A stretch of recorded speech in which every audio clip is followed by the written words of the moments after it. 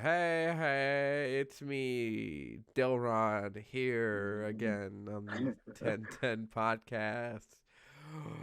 Whoa. And here filling in the co-host seat for now Probably the rest of the until the time. end of time, probably until Gavin is not dead with Busy. yeah. Yeah. Nah, he's dead. He's dead. Oh, dead. Yeah. Just full on death Yeah, is what just dead. has He's become of dead. him. But I got my brother Davis here again. He's filling in. Yeah, from What's up? now until the end of time. Hey. I'm sorry. Apparently, that's what we're supposed to do. Yes, you have figured it out well. And as you could tell from the title, we are talking about Star Wars because we didn't talk about it enough last episode. Exactly. Yeah. But anyways, getting into this, Star Wars is a series, man. Oh yeah, that's to say the least. I mean, yeah, I am saying the least. Oh, Yeah, excuse me. that's why I said you said the least. Yeah. So Star Wars. I guess we should get right into it then. I guess think about Star Wars. Star Wars, lots of Empire stuff, lots of busy Empire stuff. Lots of busy Empire stuff. I was Family so, Guy Star Wars. I Can we was talk so about Family Guy mad. Star Wars for a second? Huh? Can we talk about Family Guy Star Yeah, Wars we for a could second? mention Family Guy Star Wars. That is hilarious. And that is one of my favorite Family Guy things ever. Anytime Family Guy Star Wars comes out, it's like, oh, I need to stop whatever I'm doing to watch this. Yeah. Trying to think if I should. They said we should get that we couldn't get a rail because we'd be leaning all day. Which is the most true thing I've ever heard in my life. Like that's totally what it's like at work. They're like, we could buy you chairs, but then you'd be sitting all day. We really need you to be standing most of the time. It's good for your health. Yeah, because the work that you're doing, you need to be standing to do it. You could sit on your breaks. Yeah. That you're gonna feel obligated not to take because you're busy. Yeah. Work, but that's just how life goes, I guess. But Star Wars, right? Yeah. I was pissed because when I went to Galaxy's Edge and we were waiting on Riders of the Resistance, and the ride broke down right before we got on, and so they put on a whole facade of the First Order, the people dressed up as the First Order, and they're like, you're going to get interrogated, and they're talking all stern and disgusted because you're spies.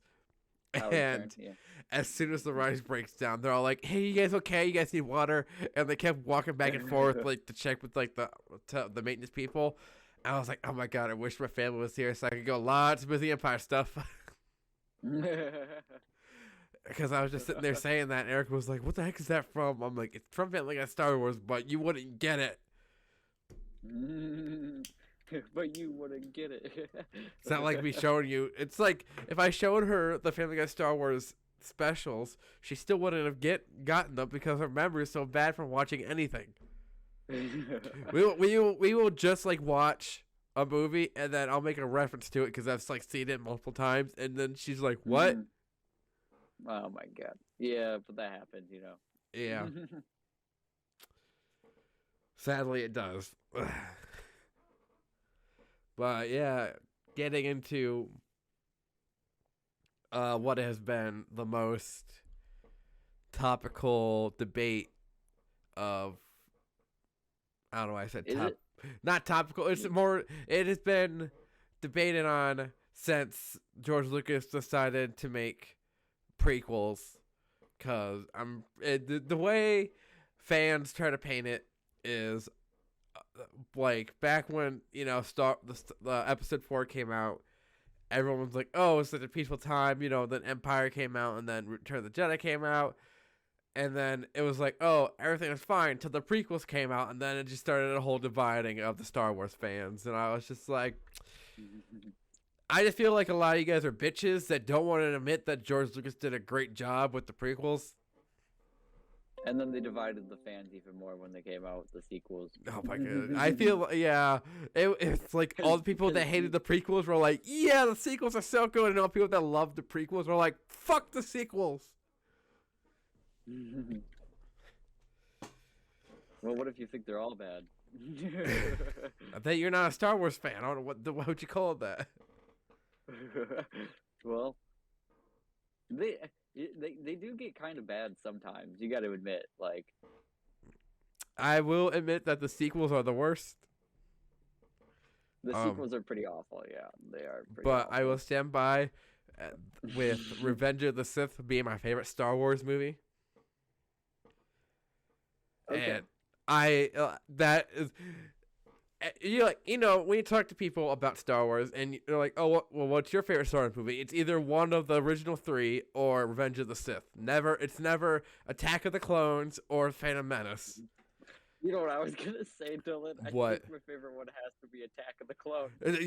You lie.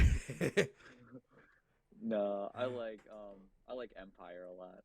Yeah, I felt like for a lot of people that like Empire's the favorite because it's like, oh, we just had, you know, the Star Wars, like, you know, you only had the first movie, and then they released this dark like story of Empire Strikes Back, and everyone just like got hooked on it. And then you had Return of the Jedi, which was all light and touch feeling with, like, you know, bringing balance with air quotes.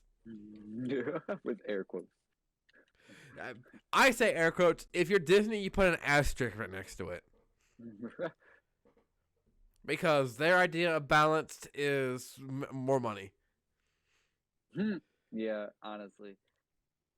But I don't know. It was just so much more like thought out, I felt like, when George Lucas was in charge of everything. Yeah. But I mean, what podcast would it be without going into deep opinionated topics? Because about each, we're only 7 minutes in, so we can start going in. We're gonna break apart the trilogies. Talk about. I'm not gonna do each movie by movie because that's gonna take us like 3 hours to do. But well, I mean, hey, we got time. Yeah. Well, I mean, at some point I'll have to eat dinner, so it's gonna be. I don't want to eat into my microphone. Well, you know, some people are into it. Yeah.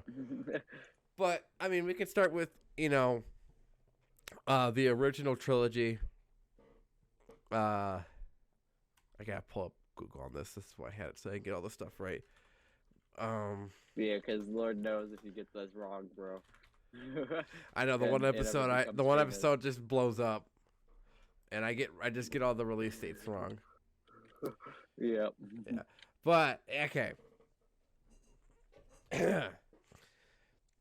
Starting with Star Wars, released on May 25th, 1977. You know, the classic story of the space opera of a young moisture farm boy. You know, his uncle buys 2 junk droids from Jawas, and it's supposed to help him around the farm for the busy season because, you know, they live on a planet that's nothing but desert. And you know, finds out that he's, you know, being taken along to deliver a message to the Princess Leia that's, you know, in trouble. And then you get the old Ben Kenobi hermit, and you like learn about you know, your Darth Vader and, you know, the very bad costume looking shit, I'm blinking. Could you? Okay. The Emperor, sorry. Yeah. Have you seen what the Emperor originally looked like? No. Here, let me send Could you imagine if they didn't get James Earl Jones to be Darth Vader, though? Yeah, I mean, I've listened if to. They would have just kept the dude in the suit. Yeah. Dude, it would have been hilarious. Yeah. He gave it his all when he fucking like. Yeah. Like was in that suit, but. Yeah. Cause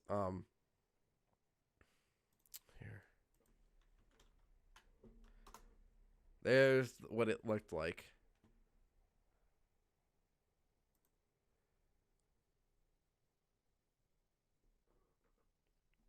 Because that's what it looked like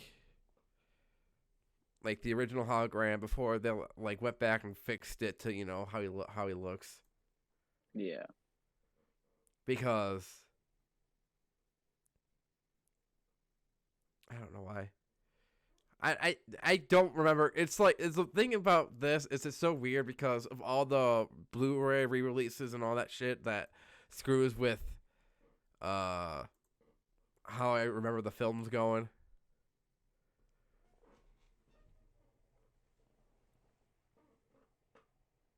Uh-huh. Mhm. Mhm. Mhm. But you have the conclusion of the dogfight on to blow up the Death Star, and they do it, and it's all happy in the reward ceremony, and Chewie doesn't get a reward, and a million of furries throw a fit. That did happen. You're correct. But I think I saw that. I mean, the original Star Wars movie was released as Star Wars. There was never Episode 4 was added later. Mhm. And then there's people that are always like, "Wow, they didn't plan on all this and that." I'm like, well, I feel like once they saw the movie intake, they were like, yeah, I guess we could make a couple more. And then he felt like, you know what? I bet technology is gonna be better in the future, so let's hold off all that other stuff and just let's do Episode 4 through 5 and 6. And that's when, in 1980, in May, that's when Empire Strikes comes out in theaters. And yeah, that was a weird sentence. Yeah. Empire Strikes come back. The Empire comes back to strike again. That's the title. Honestly, that's what one of the fucking sequels should have been named. The Empire Strikes Back again. The Empire arises from the ashes to strike back once more again. Once more, yeah. And this is, the classic darker story where I remember this is, I was just born around the time when Phantom Menace came out. So, I did live through the prequels, but as a kid, I don't remember ever hearing any comparison how The Last Jedi has with, the darker story. Everyone's always said, oh, Empire Strikes Back is the darkest Star Wars stories. There's no changing my mind. Mm-hmm. And I'm like, it is a dark sequel to a original action space opera. And why do you keep calling it an action space opera? That's because what it's called. It's called a space opera. Is it really? Yeah. Here, let me pull up the definition because I always found it weird till I saw the definition. But a whole bunch of different space opera is a subgenre of science fiction that emphasizes the science fictional space warfare, used with a melodramatic, risk-taking space adventure and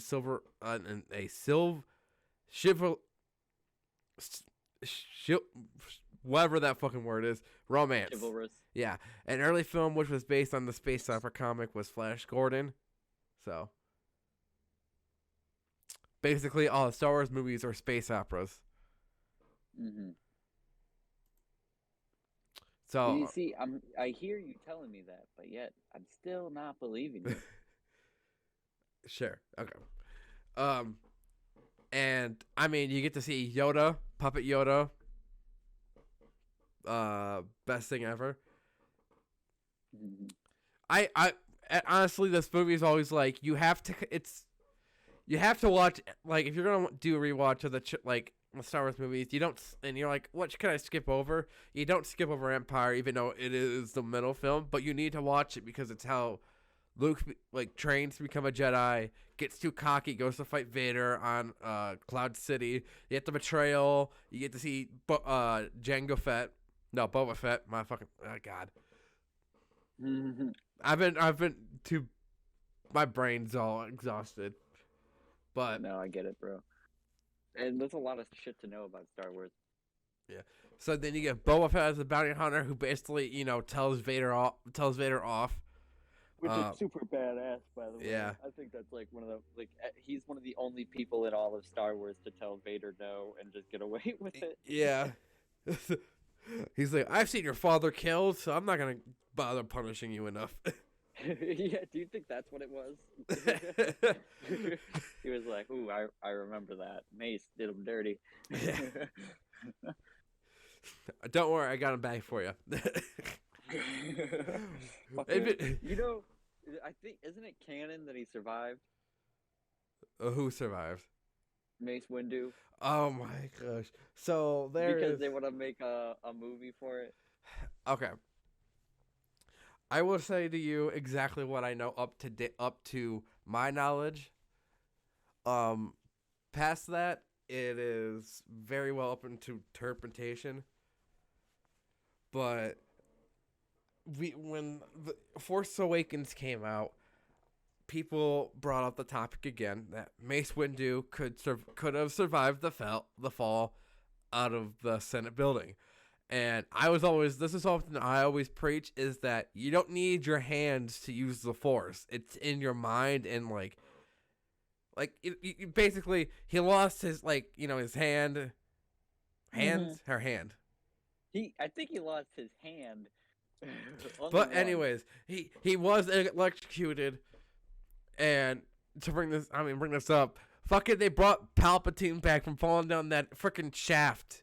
Yeah, okay. That basically caused the destruction of the. Darth Maul came back. Darth Maul came back so many fucking times. He would not die. I don't blame it though. Darth Maul was a cool ass villain, and they added more character to him.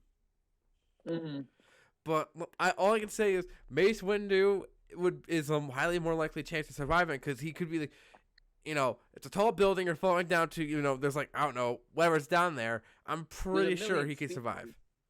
Like, we literally watched Anakin hop from speeder to speeder. Yeah. You know what I mean? Yeah, it's, And then it's like, why would Mace Windu, make himself known after that anyways? Because, he... Order 66 had already started, so he had to stay in hiding anyway, so make it look like he's dead. Yeah, we'll get to that stuff from there, but we're working on Empire. We still, but anyways, concludes on a cliffhanger of they need to go to Jabba's palace to get Han back, and Lando's wearing Han's clothes in the ending scene. Weirdo. Which is weird. The only person ever to say Han, instead of saying Han Solo, he says Han. But I mean, it was Billy D. Williams, so no one was gonna tell him otherwise. So yeah, only black guy in the universe. My gosh, edit this joke out, Dillon. You could have just not said it. Well, Family Guy Star Wars. I think the context of Family Guy Star Wars is, but I'll try to remember to cut that out.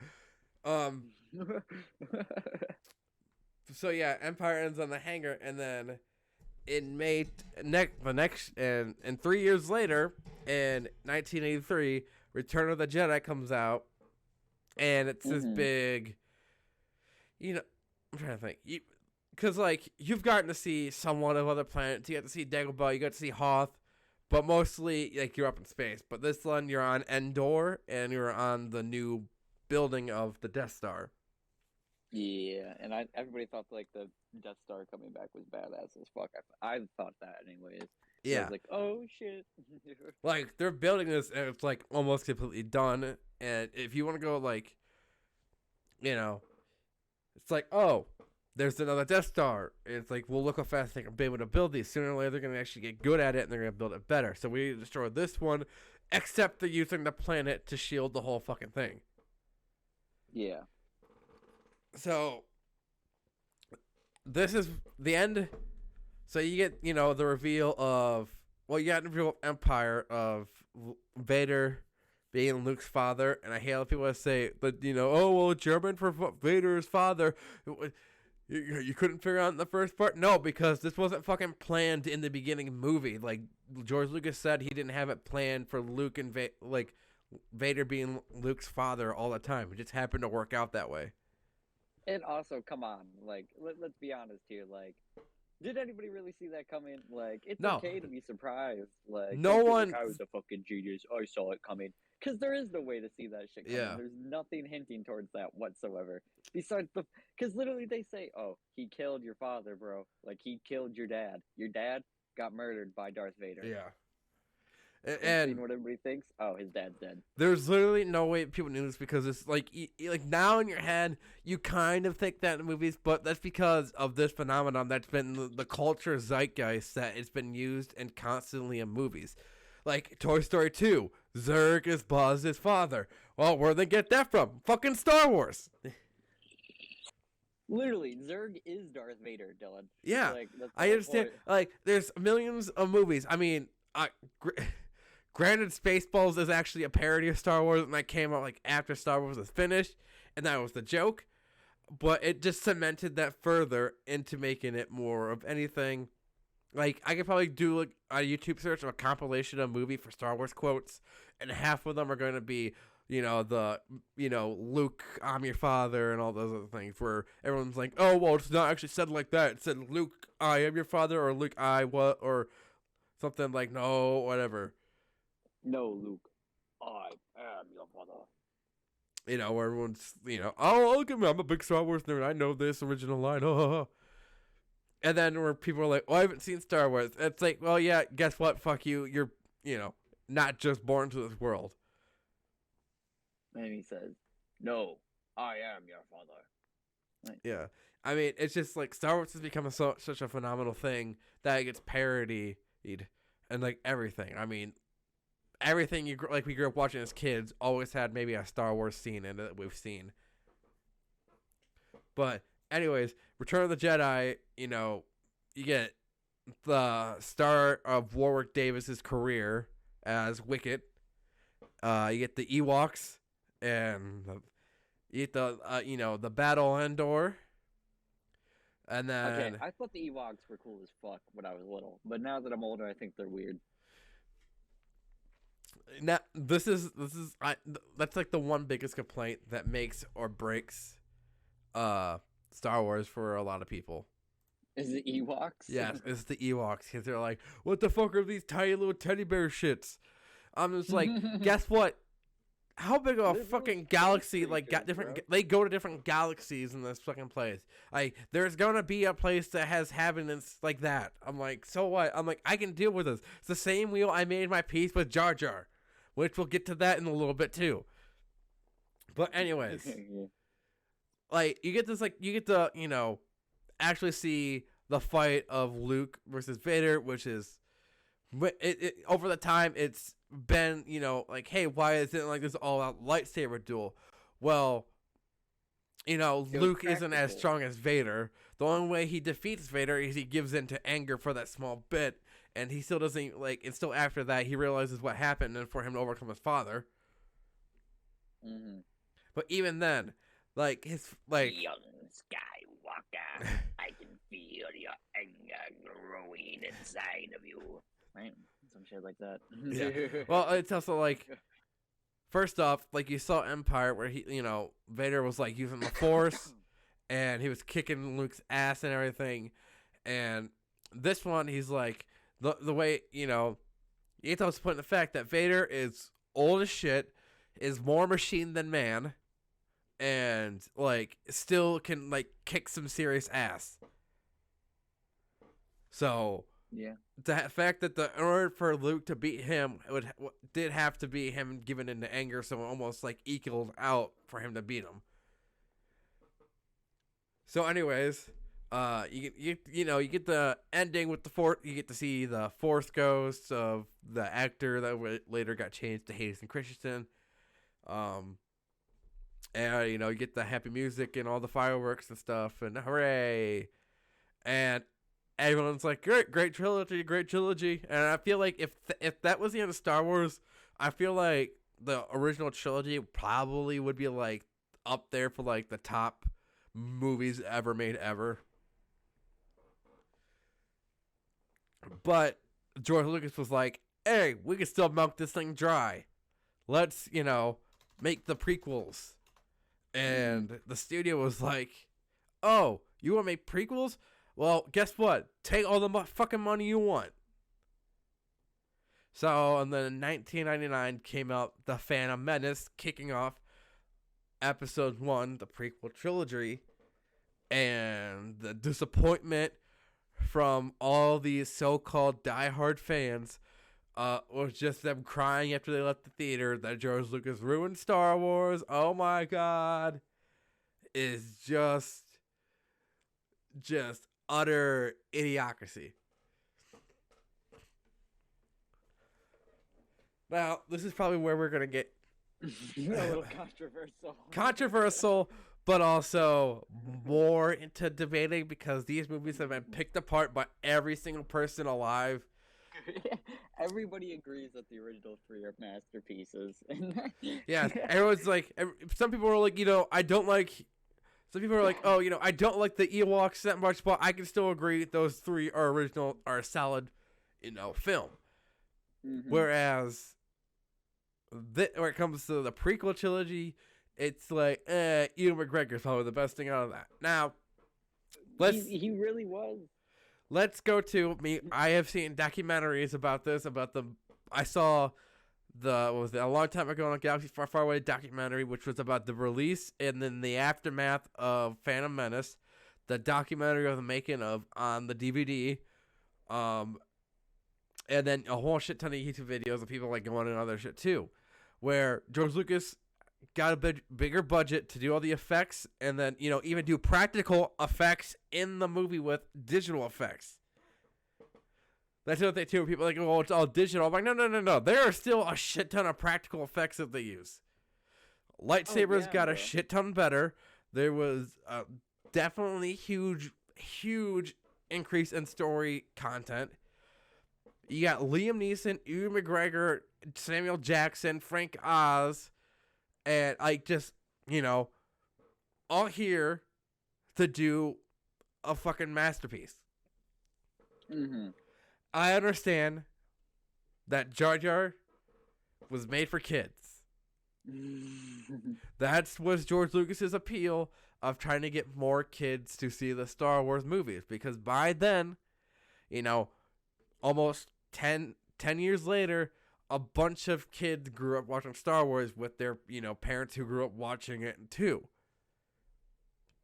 So he was like, well, how can we make more money? Well, guess what? There's another species called Gungans.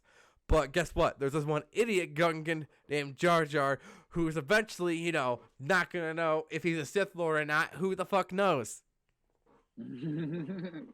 Well, he pretty much was the complete entire reason that Emperor Palpatine gained control. But that's later on, so we'll talk about that later.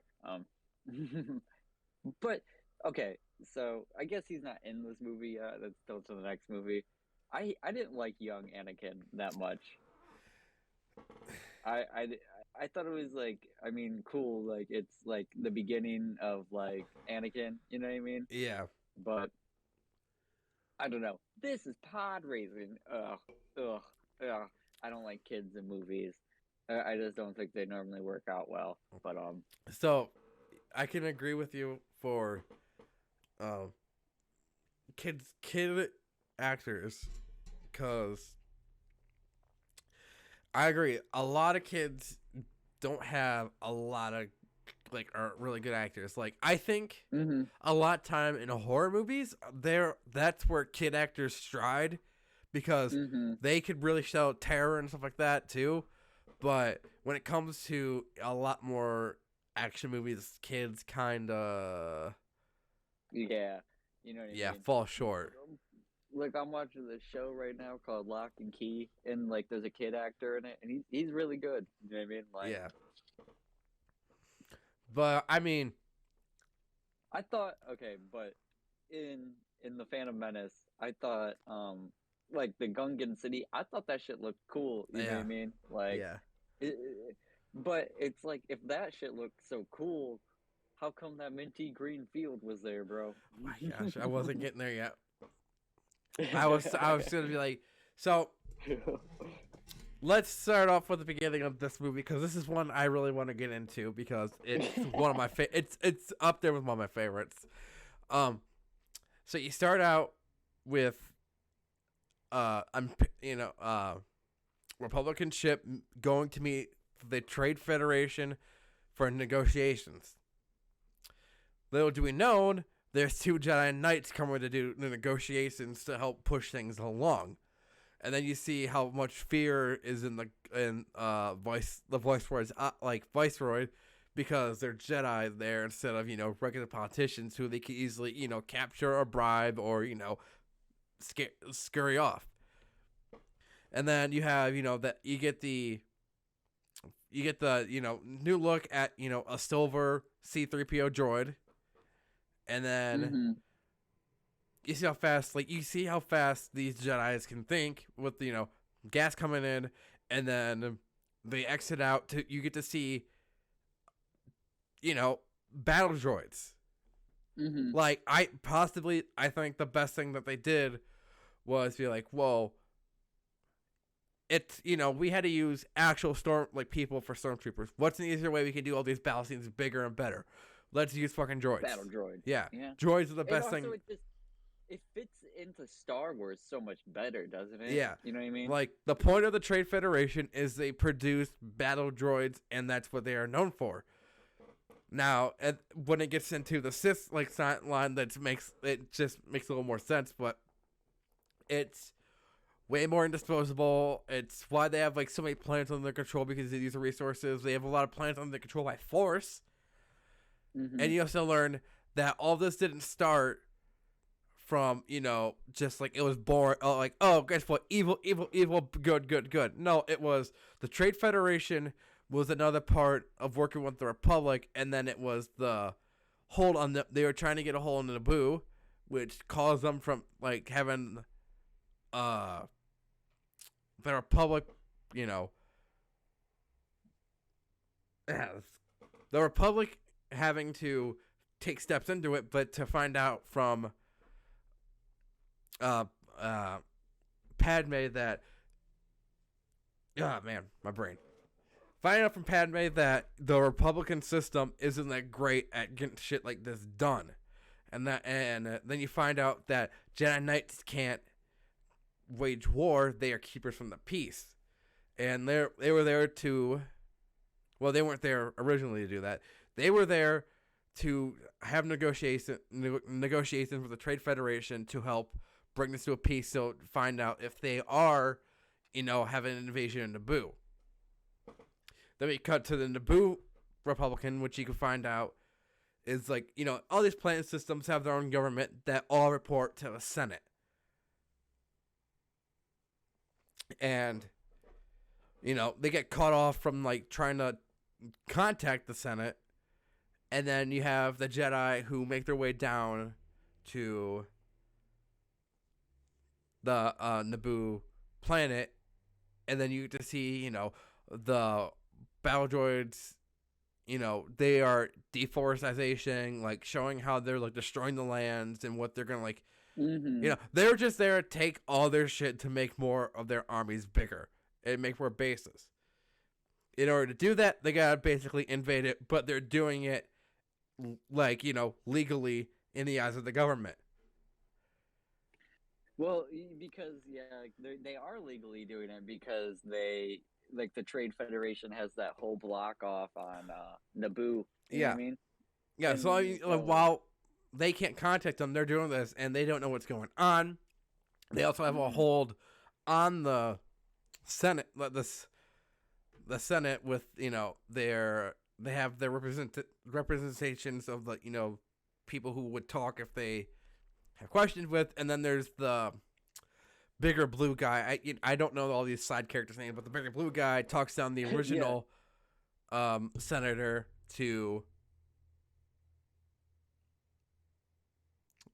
Was it no? His name's Chancellor. Yeah, the original Chancellor Valorum, is talked to, and you see that there's inside works that isn't going on. So after the Jedi's help Padme, I'm trying to remember her original name, but I'm not gonna say it because I'm probably gonna screw it up. But Padme off the planet to the Senate, but on the way there, wasn't it Senator Amidala? Yeah, Senator Amidala. Yeah. Like I said, my brain's just fried. But so the hyperdrive gets ruined, and then we get to see before the Galactic Empire what Tatooine was like, and you find out from Anakin's mom Smee that. Good job remembering her name, by the way, Smee. It's such an easy name to remember because I'm like Peter Pan. Get Smee. Schmeeg, yeah. But yeah. Isn't there a G at the end? Maybe, I don't know. Shmee and Schmeeg. Let me this isn't helping out at all, but whatever. Okay. Where am I at? Phantom Mist, yeah. So, you get to see that there is no, empire, or, republic out with and Tatooine. Shmi. Yeah. SHMI. Shmi. It's Shmi. It's a lot of Shmi and then the I at the end. It's a lot of Shmi. Well, and I. Yeah. But anywho, you get to see, there is slavery, there is, gangsters, the Hutts are gangsters, so all that shit. Which I didn't realize that when I was a kid, that they were gangsters. They say that they're gangsters, you know what I mean? But then it's just like, oh, you know what I mean? He's just a fucking bad guy on the planet. And then, once you realize, oh, no, this dude, controls the whole fucking planet damn near and runs gangs to make sure that it stays that way. Yeah. And which leads us to everyone's favorite scene from this movie, except for mine, but everyone's favorite the pod racing scene. Ugh, the Boonta E. the pod racing scene.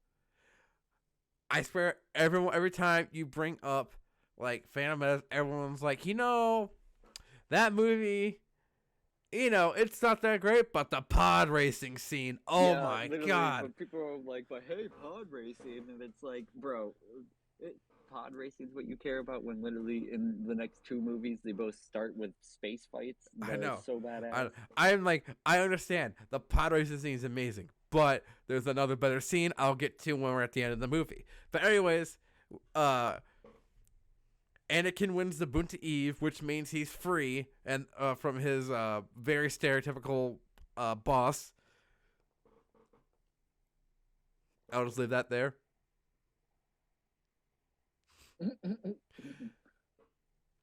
And you get to see the first glimpse of the man who cannot die, probably the most badass person to start off your series. You get to see Darth Maul go against Qui-Gon Jinn, played by Liam Neeson.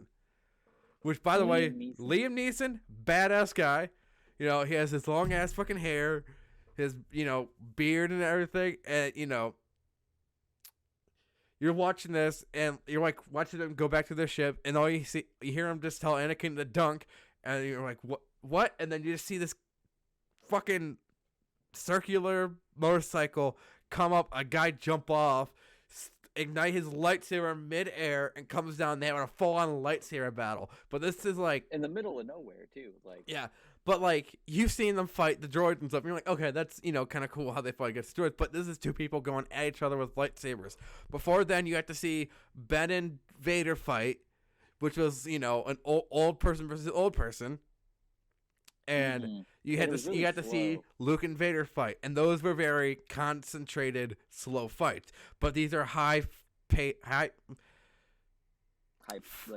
Yeah, very fastly paced fights that are all they are choreographed, but they look so much better. There's style and, form into these fights. That's like how you imagine a Jedi would be fighting with his badass Force abilities. You know what I mean? Yeah. Like, when I play Battlefront, I think of the prequel fights more than I think of, like, main series Star Wars fights.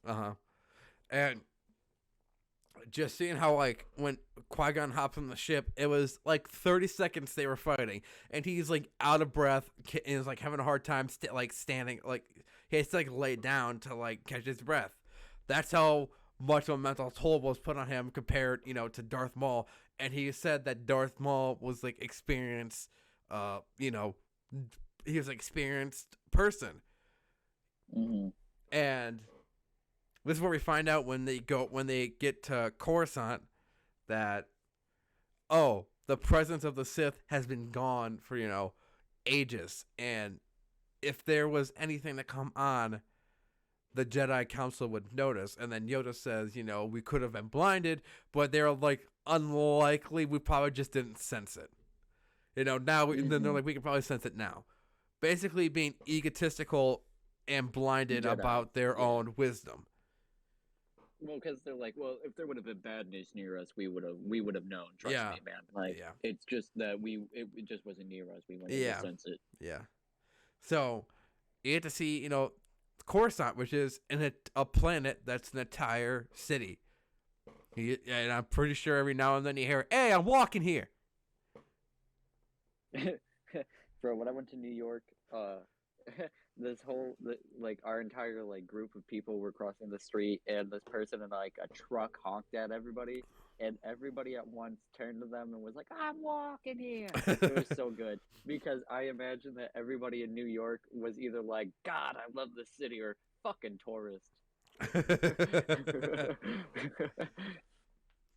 But I mean, you get to see, how the Senate works. You get to see the Jedi Council, and then them trying to decide whether or not Anakin's the chosen one or the prophecy is true, which is another thing. It's just another thing where everyone's like, if Qui-Gon didn't die, I'm pretty sure Anakin wouldn't have joined the dark side. Blah blah blah. Yada yada yada. But well, yeah, probably though, because Qui-Gon was the one that was supposed to train him. Yeah, but and Obi-Wan literally had just turned into a Jedi Knight, bro. He was literally done being a Padawan. Well, he hasn't even. He's never faced the trials. He was still under, Qui-Gon, and he was like, Obi-Wan's ready, and he wants to face this. And technically, Obi-Wan wasn't ready because he still was not well taught about whereas Qui-Gon's very against the council's rules, whereas Obi-Wan is follows the rules exactly. Yeah. So but that's also because Qui-Gon had his own unique connection with the Force, you know what I mean? Yeah. He was much more him and Master Yoda were probably two of the most inapt Force users. Yeah. So you get basically a lot of information to process, and this is the thing with these movies, you have to process the information to get it. That's why after watching, you can watch these multiple times and still find stuff that you have never picked up on. But play that same song, okay.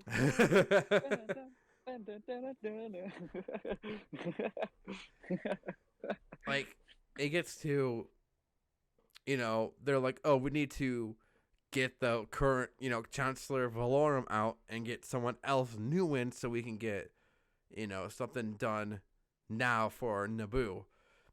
But Padme was like, nah, nothing's, even if we get someone in there, it's still nothing's going to happen. So we're going to go and deal with it ourselves. And then the Jedi Council was like, hey, you said there might be a Sith Lord. Let me guess. Why don't you guys go to Naboo? Because we feel like there might be something, and you can reveal this person's identity and find out who this fraud is. We're not saying the Sith is back, but, go find out. And you're like, oh, sure, la-da-da-da, back to Naboo again. This time, no problem getting on the planet. But they were like, we need an army, and we don't have it, nor a Hulk. So, the biggest problem was they could get on the planet, but they couldn't get a whole army on the planet. Yeah, they couldn't get into the city. So they go to get the Gungans, go help them, but they're gone because they got evacuated and they went to their safe space. Which I don't know why that was safer than under the water. Yeah, me neither. I was like, that should have been like where your safe space is should have been your first place, and then your first place should be your safe space. Like, cause like,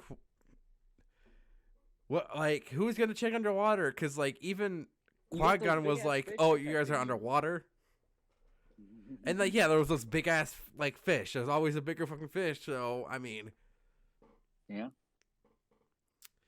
Me, SHMI. So I didn't think that's how it was gonna be spelled. So they finally make it to the city, and then they're in the hangar, and they're like, okay, we need to go. Oh man, my nose is stuffy for a second. They go, oh, we need to, in order to get the sea back, we need to arrest the Viceroy and bring him to justice. And right when they have to do that, doors open, music cues, and the best scene in the entire fucking prequels happens right there. That's not the best scene. No. I would say in Revenge of the Sith, the fight with Anakin and Obi-Wan is absolutely stunning.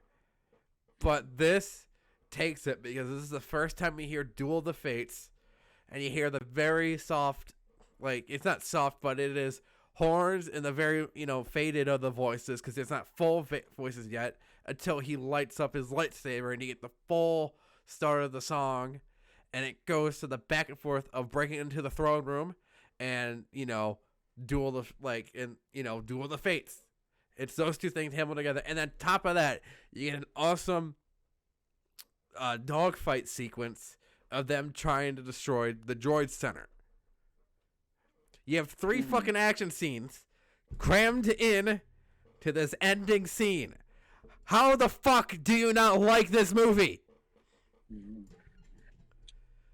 Like, this is amazing. That's probably one of the best arguments I've ever heard for this movie. Is that argument right there, Dillon? That's very well thought.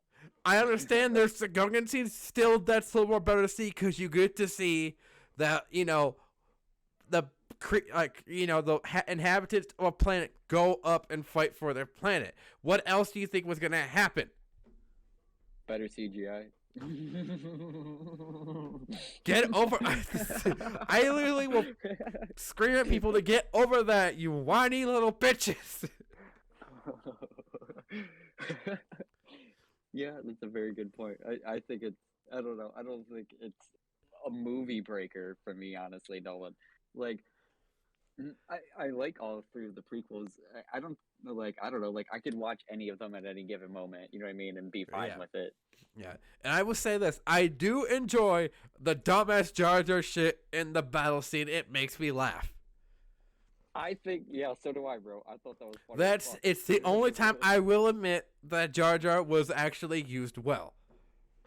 Well, because people think that he wasn't funny, and I'm like, well, I think he was funny. Don't get me wrong. I just don't think he was well placed. Yeah, I love when he's trying to get away on the cart, and he grabs him the back of the cart, and the back of it falls down, and it has all those things falling out. I love when he's trying to throw the one little thing, like whatever the Olympics thing, and he ends up getting attached. He ends up getting on top of the tank. Yeah. It's so dumb, but so yet geniusly, like, something so dumb can knock out a bunch of fucking droids. I don't know. I thought it was kind of funny when he's like helping Anakin with his pod, and he gets his hand fucking stuck in it, and then he gets his tongue stuck in the fucking the electric thing. That was my tongue.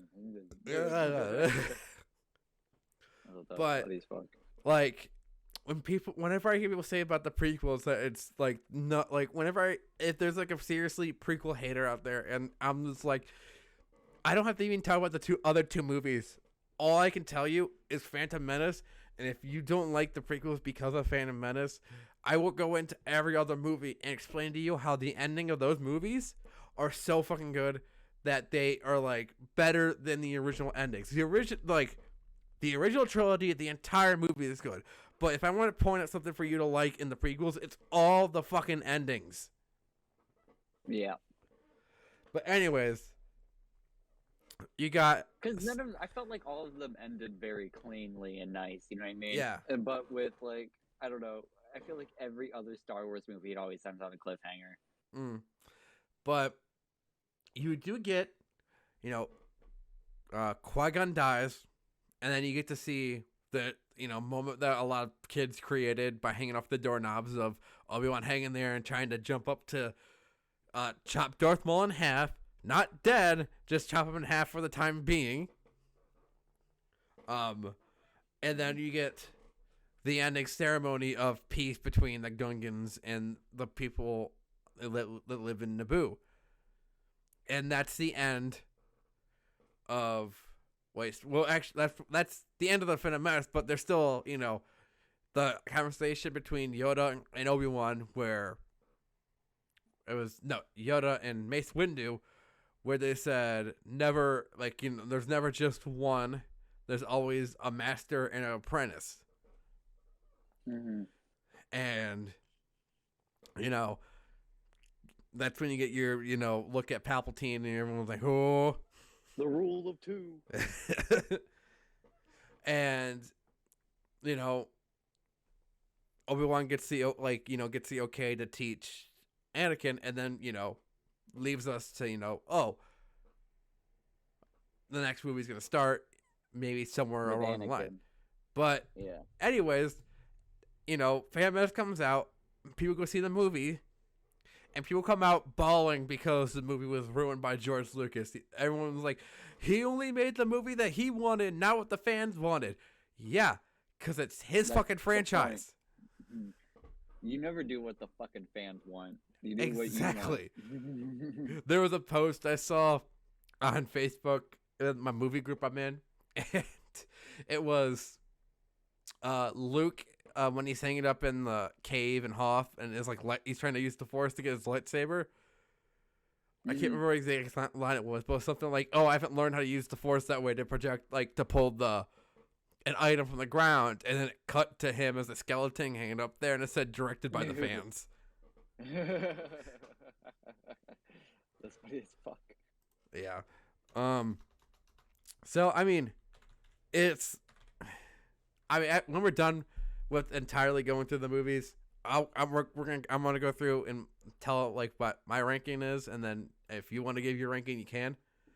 Mm-hmm. But this movie we can pretty much breeze over with because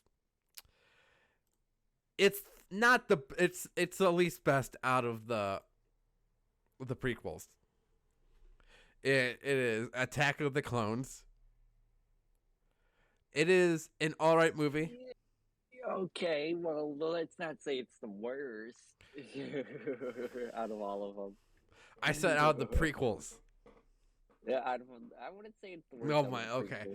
But anyways, we get to... Okay, I still like it better than Phantom Menace.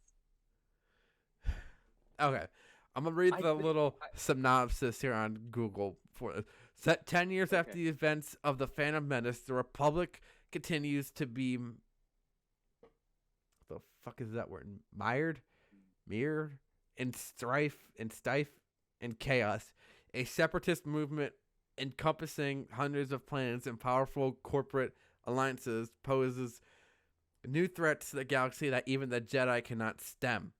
Stem. Yeah. These moves, long planned by an as yet unrevealed. But unrevealed. I know. Okay.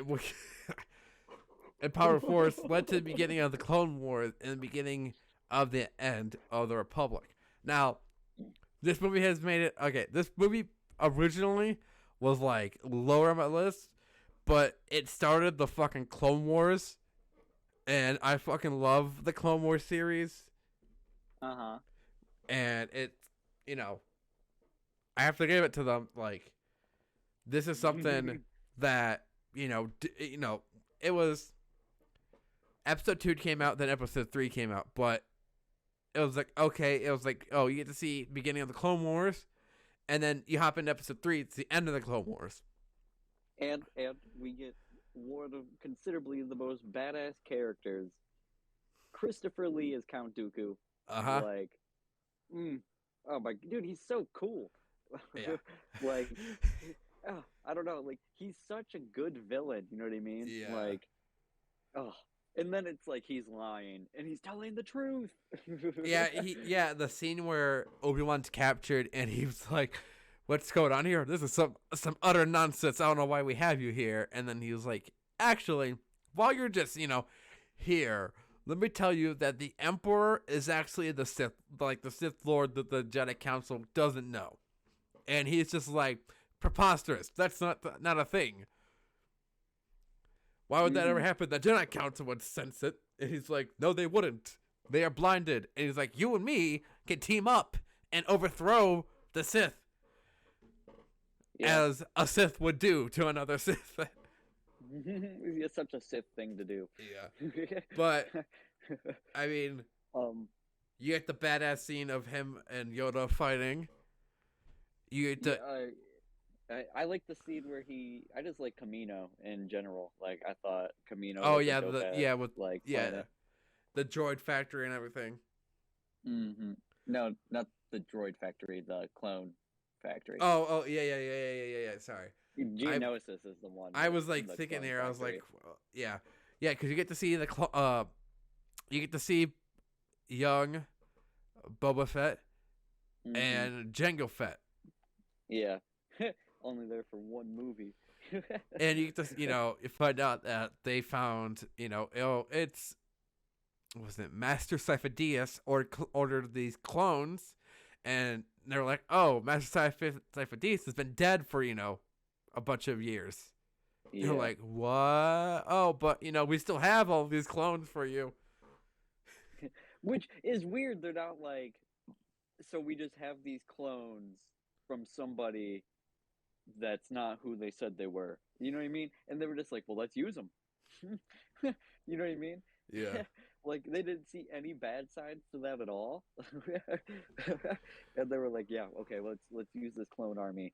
And the clones, though, I think had to be, like, the most badass part of that movie. Like, when they come in during the Battle of Geonosis and just kick ass. Yeah. In their armor, I think it looks so much cooler than, like, the Imperial armor, like the Republican armor. Yeah. And because it looks more Mandalorian, you know what I mean? Yeah. Yeah. Yeah, you get that, and I mean, you get to see the fight on Kamino between Obi-Wan and Jango Fett, where you get to see how Obi-Wan is able to hold up his own without his lightsaber. And I like the you get the I like it when they're going through space and I was gonna say that the drops the detonating charges, the seismic charges. Yeah, where in the Mandalorian where I saw the Slave One fly by, I was like, I rubbed Erica. I was like, he's gonna do it. He's gonna do it. He's gonna do it. So did I, and then he did it, and I was waiting for the ear raping noise. Yeah, it wasn't the same noise. I was like, it's not loud enough, but I still enjoy it. Yeah, that's literally what I was like. Oh, that wasn't loud enough, but that was still dope as fuck. I know. I was like, I need to have surround sound everywhere every time that movie's on. It's like, just that way the whole everything in the house can shake when the seismic charges go off. Like, it's such a good noise. Yeah, I just remember because every time, whenever Dad had a movie on, he'd have the TV up, full volume. But when that scene, you just dead quiet. Dude, yeah. Oh God, and I'm just so glad that they've gotten the actor back to play Boba Fett now, and they are working on the Book of Boba Fett right now too. Nice, because Boba Fett's, I don't know, he's always been a badass character. Because I knew he survived the Sarlacc pit before. like the Mandalorian came out and shit because like of the comics. I wasn't sure if they were going to keep it canon, but it didn't make sense to get rid of that. You know what I mean?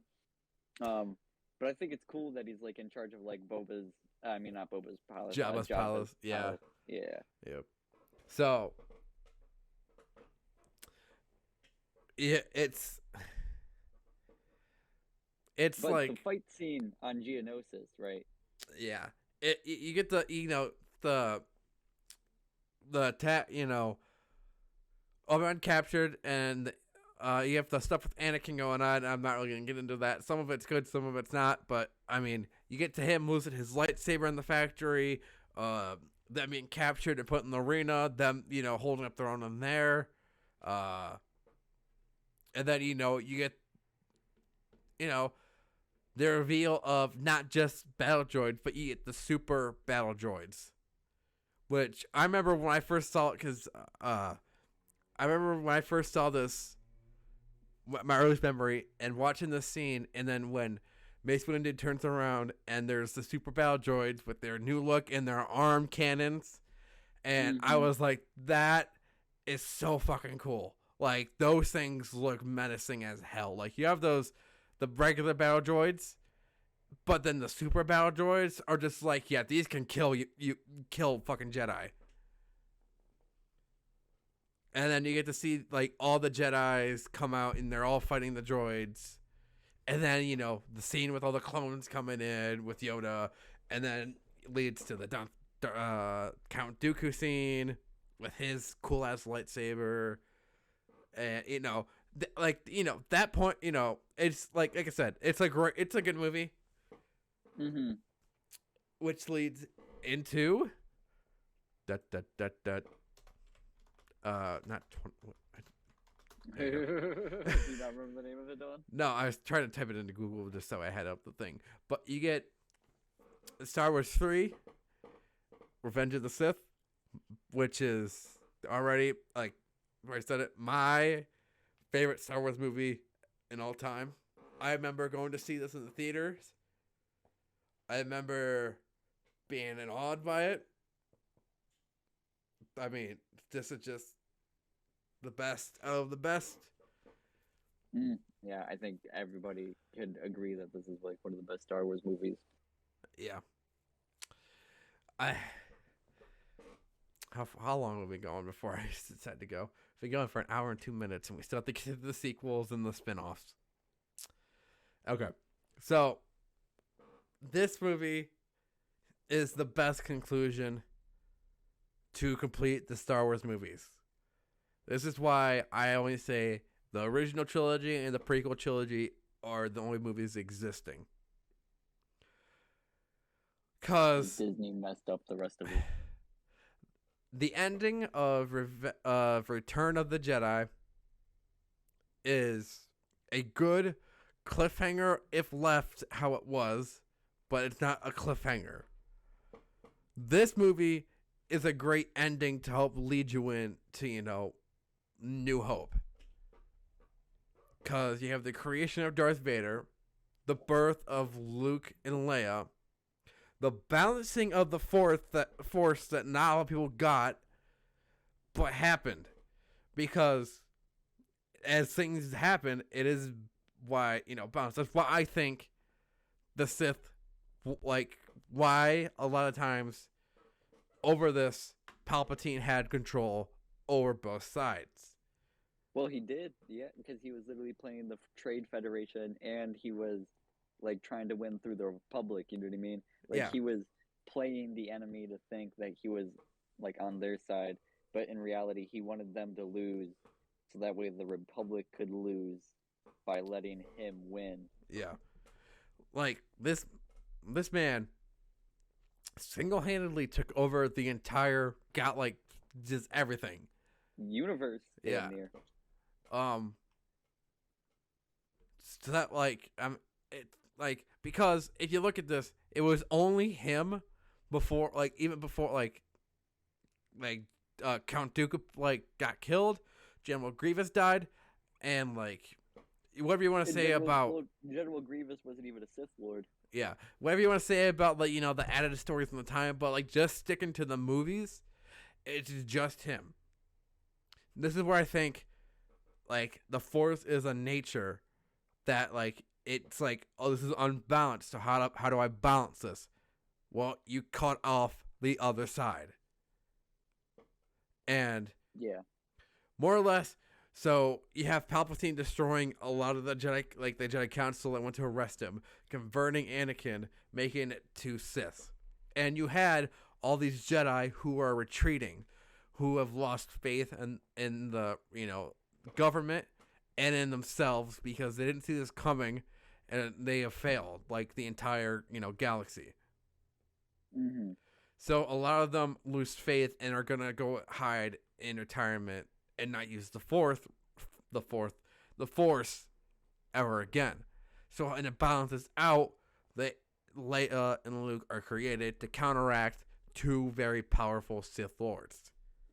Mm-hmm. And this is another thing where I was like, I didn't mind Leia being able to use the Force, because... Well, I mean, it makes sense. It makes sense. Anakin, the most, like, his metachlorian count. He basically was, created by the Force. It would make sense for both of them be Force sensitive. Leia just didn't want to, train past being able to know that she has it and use it. Because isn't it that, like, Anakin's mom got pregnant without even, like, having, like, somebody to impregnate her? Yeah. That's what happened. And that was, like, Palpatine's doing. What? Wasn't that, like, Palpatine's doing? No. No, I thought he, like, put a baby in her without having sex with her. No. That's just the Force of nature doing what it's doing. Because, like... it made Anakin to, like, balance out. Yeah. And it's like, well... shouldn't, like, there be good taking over? Like, this is what happens. The reason why Luke and Leia are born and to make the destiny they have is because their father becomes a Sith Lord. I do feel like if Anakin destroyed the Sith right there on episode 3, it would bring balance as in peace among entire systems. Mm-hmm. And now, what happens is, you have this entire shit where you have the, Empire taking over and everything like that, which also gets us into The Mandalorian and why that is also the saving grace of Star Wars right now. Well, wait, hold on. We skipped past some of Revenge of the Sith. I know. I that's what I'm saying. I was going off for there, but now we're bringing it right back to this movie. So, basically it's the end of the Clone Wars, and Emperor Palpatine was kidnapped by General Grievous onto their I'm trying to think of what their ship's called, but onto, isn't it like the Dreadnought? Sure. Onto their ship, and they're, going to save him. And then you have the, awesome battle of, Count Dooku and Anakin Obi-Wan again, and the death of Count Dooku, the escape off of there, and then you get to see... And the legendary line, fucking do it. Yeah. And you get to see, because a lot of people, like, you get to see General Grievous, who's this also big bad droid alien hybrid guy. Yeah. His like background's really cool. I had to learn a lot about him. Yeah. So, I mean, you get caught up with what happened between the last movie and this movie with like the Clone Wars. They're close to ending the Clone Wars. There's a baby on the way with Anakin and Padme, and that's bringing up trouble because with the last movie with Anakin and the loss of his mother, he doesn't want to lose Padme because he's having nightmares that he's afraid to come true. And that's eventually leads him to turning to the dark side with Palpatine saying, "Oh, well, if I die, she dies too because you can't save her," which I think also brings a nice storyline for Darth Vader in between episode 3 and episode 4. I gotta run to the bathroom real quick. Okay. We will be right back from this commercial break.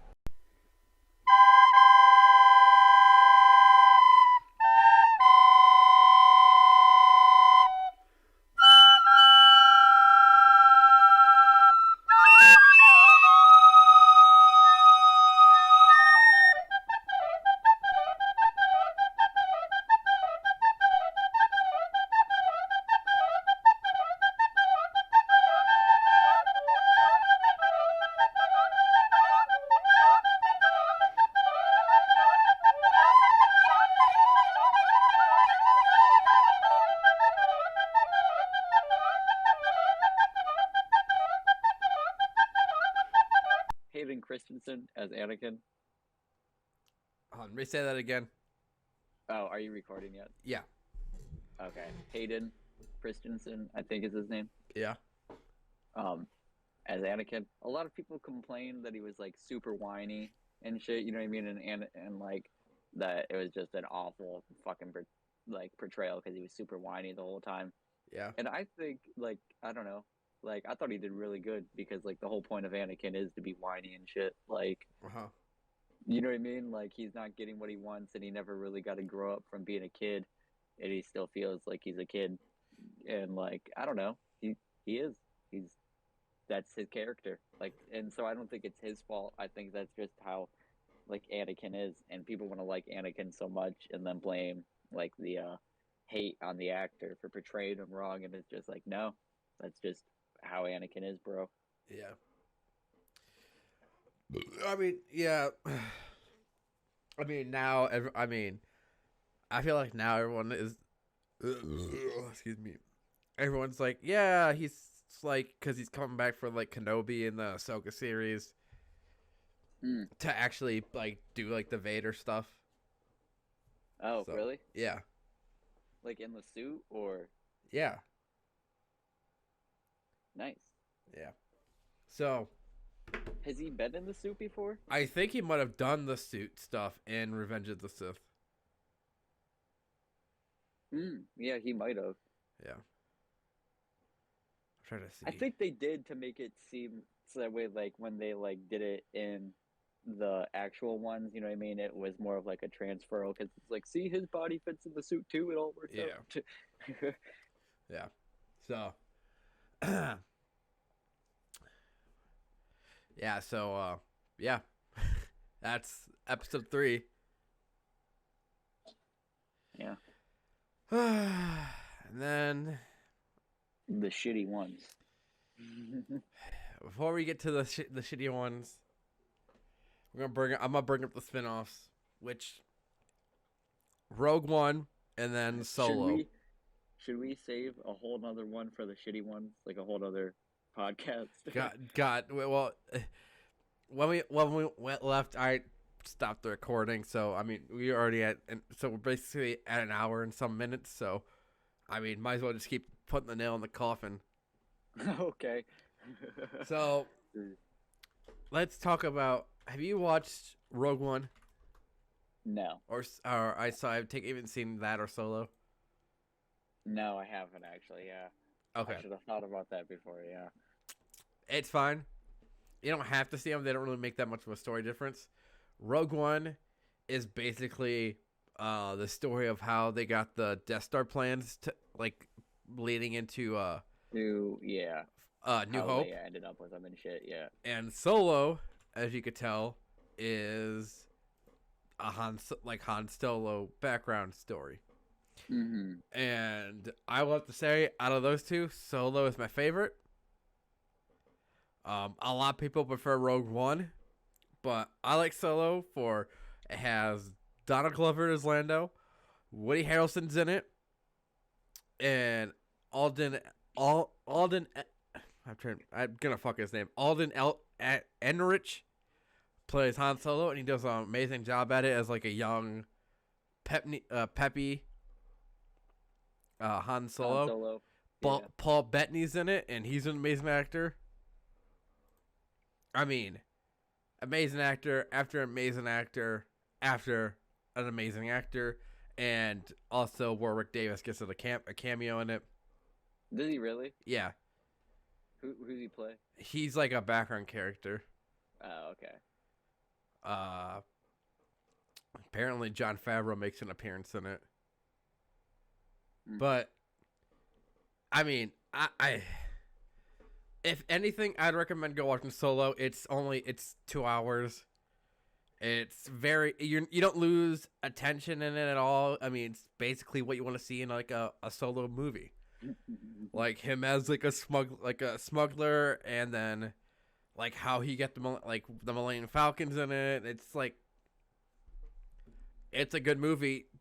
Like after it going through like so many fucking directors and shit that Disney try to botch it through, but it's still I mean, it's still a pretty good movie. Well, I haven't seen it, so I mean, yeah. Yeah.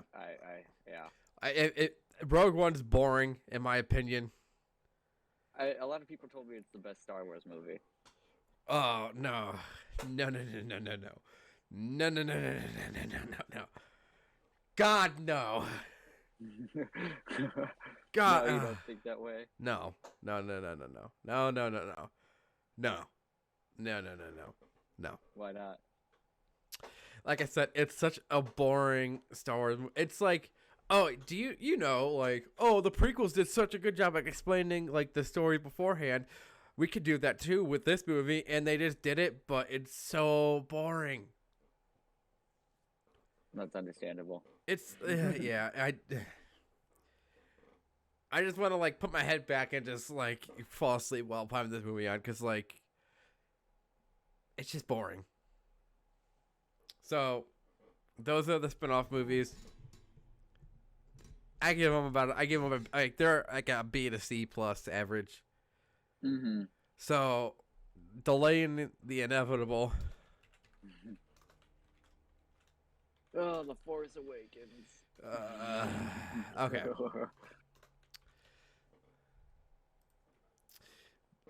Okay. So, I guess I'll just start off by saying this before you say anything. Yeah. I don't think that women actors are bad, bro. But I don't think that they need to shove them in the movies for the point of there being like a lead woman actress. You know what I mean? Mm-hmm. Like, I don't know. I feel like they could have just gone in a whole different direction than what they did go. Okay. Like from the start, bro. Like the start of that movie when he fucking freezes that plasma bolt. Uh-huh. You know what I mean? Yeah. It's just like, well, we've never seen that get done before. And it's just like, don't you think like countless numbers of Jedi would have stopped like getting shot in Order 66 if they could have done that? Okay.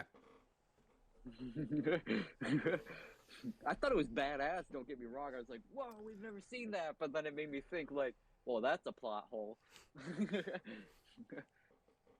Okay. Out of the trilogy, the sequel trilogy, The Force Awakens is my favorite. It's my least favorite. Because it's a New Hope clone. Is it though? Okay, don't get me wrong, like the plot, okay, yeah, go like blow up the fucking Star Destroyer and shit, you know what I mean? Yeah. But I feel like well, maybe you are right. Maybe it is a New Hope clone, but it's like bitch Stewie from Family Guy. Oh my God, you're so right on that.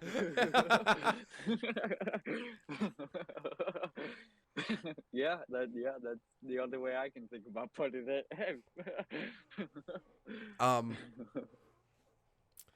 Okay.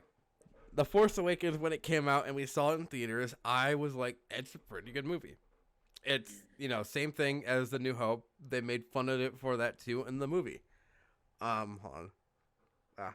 I'm putting my Invisalign back in.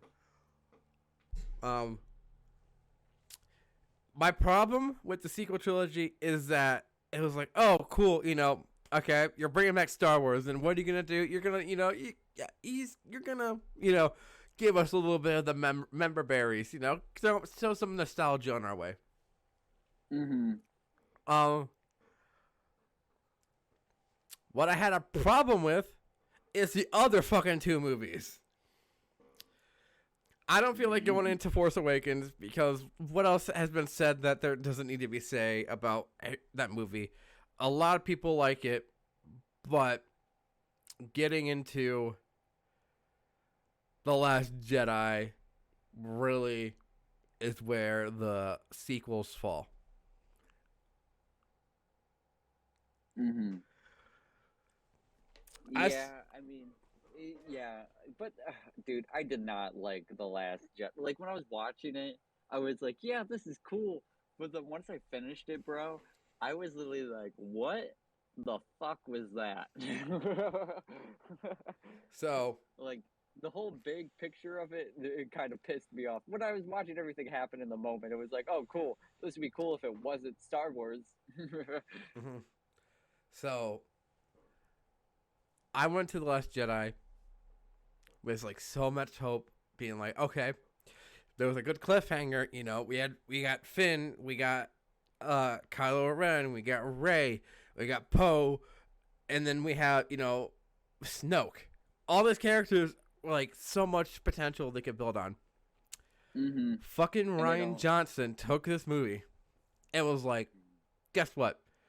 I know that J.J. Abrams is doing the next movie, but let's, this is my movie. My movie. So let's make Rey a nobody. Literally. Let's make Luke into a, old hermit that is just sad and wallowing on nothing. And let's not kill Leia off, but just, not use her. And, Poe is a dick. Oh, yeah, and Finn. All that stuff you wanted for Finn, we're not giving to him. We gave you one Black Jedi once. That's all you get. But no, not again. Yeah, we'll let him use his lightsaber in one scene. Yeah, I literally was like, this dude literally went toe to fucking toe with Kylo Ren, and everyone's like, oh, but he was injured. Injured or fucking not? A apprentice of any fucking thing can beat anyone against anyone else with a lightsaber if they're even trained. Yeah, bro. The fact that Finn took and fucking stood his ground for as long as he did and was able to, at least hold a fight for that long showed that he, I was like, oh, this is it. He's gonna be like our, everyone's they're focusing on Rey actually, but it's more, Finn. No, he's just a coward. Nope. They're just making him a coward. Yeah. I'm like, really? And then it was like, oh, well. And then a lot of people were like, well, maybe he's like in a gay relationship with Poe. No, that was never a thing. It's like Poe, Rey, and Finn are like a three-way friendship. I'm like, so... Yeah, they're friends. Yeah, so I'll just, before we get... this movie, I saw this when I first started dating Erica. When I came down here to meet her parents, we went and saw this. And I was like... What was it? We got to the part where Rey's in the ship with Snoke and everything, and Snoke dies because of the Kylo Ren using the lightsaber and tricking it. I was like, oh, it's gonna end on a cliffhanger, because this whole time, the the people on the ship have been doing this very suspenseful, we need to try to get away from all the people, we need to get going, but how are we going to do that? They can track us through light speed. And then it made it worse, with, we can go to this casino this casino planet and get this, hacker and go onto the ship and disable their tracker. Okay. So that's somewhat of a good idea. They hit up somebody they know, and they're supposed to go get this person and stuff like that. But what happens? Nothing. They miss the hacker. They get thrown into a jail cell because they parked in a wrong spot. And then they get this weird guy who's been in this jail to be their hacker. And no offense to the actress who plays Rose, she's done good in her other works too.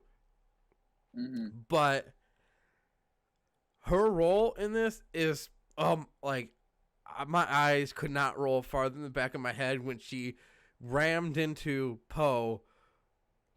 Finn, and she was like, oh, it's what we do for the ones we love. I'm like, well, he was gonna sacrifice himself so you could all get away, after he's been spending this entire movie running, and he's actually gonna take the initiative and help. I'm pretty sure he would be, recognized as a hero for the rest of the time. But whatever. And then we get the scene with Luke showing up to the planet, the salt planet, giving Leia the dice, and then standing out there, like, and has like all laser shot at him, and he's like, "Oh my God, he's not dead. How is he doing it?" And he's like, right, he's there, and Kylo Ren comes out and swipes at him, and he's still not dead, and then you're just like, holy shit, he's force projecting, and like how real it looks for him to do that, and then he fucking dies. What the hell? Dude, they didn't even let him get to his full potential either. Like Luke spent so much time learning about the fucking Force in the original like beginnings of the Force. He clearly had visitors with Yoda and probably Obi-Wan with like Force ghosts to help him and like expand his knowledge, and they fucking kill him off in the dumbest way possible, with him sitting on a rock and then having his hobo stinky ass cape flying in the wind. It pissed me off to no end. And I walked out of the movie being like, I liked the movie, but what the hell was that ending? That was I liked the movie.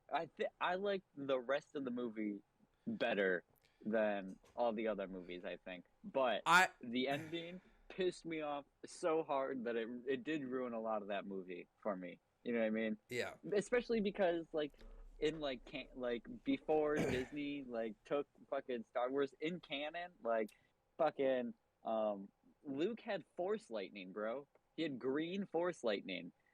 Like we didn't get to see any of that shit. We didn't get to see any of his badass shit. But I was like, okay, I know people have problems with this movie. Some people were furious about Leia using the Force. I was like, oh my God, is that what you're furious about? And it's like, that's what everyone was talking about this. And I'm like, you know what? I'll be okay with this movie if the next movie is going to be like amazing. And I was like, all right, we're going to go see it. We're going to go see it before we we're going to Disney like during around the time, and I was like, Eric, we need to go see this before we go to Disney so I don't get any spoilers at the parks. So we go and see this at the theater, The Rise of Skywalker. And I saw the trailer, and the trailer was like, oh, guess what? Palpatine's back. No hiding this shit. I was like, okay, Palpatine's back. Okay. You start out the movie, I think, with open and crawl, saying like there's a mysterious message playing that Palpatine's back, and Kylo Ren's looking for the Sith Wayfinder. And finds it, and then he's at this planet, like, with some weird pyramid with, like, Palpatine, with, like, a cloning area with, like, a bunch of Snokes. This is where I started being like, oh my God, you're already taking this guy who is, like, the badass villain ever, and you're taking him and putting him all the way down to the fucking floor. I don't think Palpatine's the most badass villain ever, bro. What's his motive to be evil? Exactly. Did you not hear the tragedy of Darth Plagueis the Wise? But what was his motive? He was a Sith Lord. He wants power. What's the motive of Michael Myers? Why does he want power? Just because he just wants the power. Well, Michael Myers is barely human, Dillon. We consider him like a demon almost. You know what I mean? Like what he wants isn't a want. He just does. Okay. Palpatine has reasoning. Okay. He's a smart guy. Why does he want the things that he wants? Okay, so let's say that he wants the power to create the world in his image. What do you think of that? Does he say that? I don't know. Like I said, I'm not. The prequels are there to focus on Anakin's story. I'm not there to focus on Palpatine's story all that much. Okay, but what's his point for being evil, Dillon? Like, I'm just saying, like, I don't know. Google it. But all I'm saying is that this big bad guy is like, they're like, oh, we're bringing it back. All right. Besides the point of that, then we get that Poe and Rey are friends. Excuse me? when have they, ever been doing shit together? And it's like, what the hell? And then it was like, oh, well, Finn's like the meet between them. I was like, oh, I care about you both, and I secretly love both of you, whatever. And they're like, oh, we're gonna go to this. God, I've only seen the movie once. This is gonna tell you how much I like the movie. Where they go to that one party planet and Lando's there. I was like, why is Lando there exactly? Why is he a part of the Resistance? And then he's like, we had each other. I'm like, yeah, but not really. You weren't really a part of it. I mean, you were added into it later. I mean, you tagged along to help save Han. And then it was like, oh, well, Poe has this dark past that he did before he was helping the rebellion. I was like, what? What is the storyline here? And then C3PO was like, oh, I can translate the dagger that you need to find the one thing, but I can't because it's against my programming. Okay. And then I was like, oh, here's a sad moment. It was like, oh, I'm going to look upon my friends one last time. But like you've ever spent any adventures. You literally showed up only one movie to say you had a red fucking arm. And that was to Han Solo. And they never explained it. Yeah. I was like, red arm that they get rid of. I was like, what the hell? BB-8 has more of a fucking story than C-3PO ever did. Yeah, which is so dumb because I feel like C-3PO and R2 carry the Skywalker legacy more than anybody else. Yeah. Like, because Darth Vader isn't Anakin anymore, you know what I mean? But, like, R2 and, like, C-3PO still have, like, remembrance of... I think they do they? I don't know. But, because their fucking shit's been wiped so many times, you know what I mean? So, we get... Oh, by the way, the reason why Palpatine is so evil is because Darth Plagueis had him collect Sith artifacts, and then the dark side made him kill his family. And so I think it's more of once you go down that path of evilness, he became corrupted by the dark side. Yeah. So that makes sense. Okay. So it's like drug addiction. The one point of this movie I liked was the redemption arc of Ben Solo. Yeah, and you know what they do? What? Okay. Okay, so we get the scene where they go to the Death Star, the one that has fallen onto the planet, and after in The Last Jedi where Rey had that dumb scene in that one cave area with the multiple Reys, and it was like, oh, she's nobody. They're like, oh, guess what? Remember the scene that they did in the last movie that was supposed to be the knockoff of Luke going into the shady part of Dagobah? Guess what? We're doing that fucking again. Guess what? Evil Rey. Why? 'Cause fuck off. And guess what? Rey the Palpatine. That's why she can do the lightning. What the fuck? What? No. Wait, she did lightning. What? Yeah. Okay. Well, it was back when they were on the desert planet looking for the dagger, and Chewbacca gets kidnapped, and her and Kylo Ren are fighting over the space shuttle that they're using the Force to pull, and then she gets really angsty and angry, and then she was like, "Oh, lightning, boom!" And it was like, "Oh, Chewbacca's dead." Wait, psych, he's not dead. Yeah, that was so, what was the whole point of killing Chewbacca to fucking have him come back? Exactly. I was like, I fucking know he's not dead, because in the trailer we saw him in the Millennium Falcon with Han. Not Han. Fucking Lando. Yeah. I was like, what was the fucking point of that? When Lando came back, I thought that was pretty cool. Yes, I did enjoy Lando and Chewie in the Falcon. That was a nice scene. But well, no, not even just in the Falcon. I'm talking about how Lando's talking to Finn and shit too, even beforehand. You know what I mean? I thought it was cool that they had Lando be like, "Yep, all my friends are fucking dead." Yeah. But it was what some people might have thought he was actually dead, but I was like, he's not dead. It's a fake out. I'm like, what character arc on these people does it have to make him dead? And then they're like, oh, he's still alive.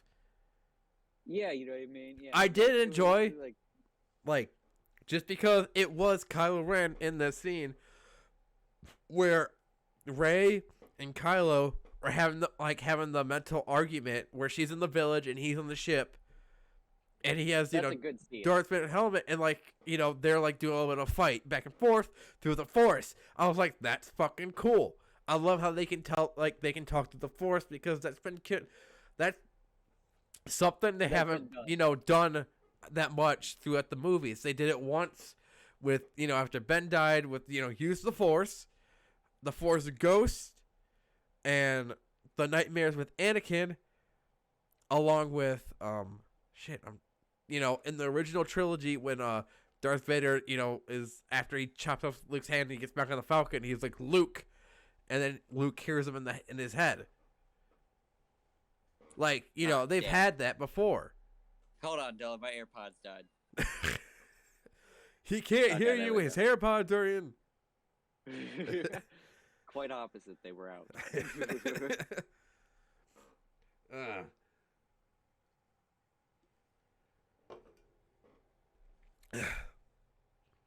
Go ahead.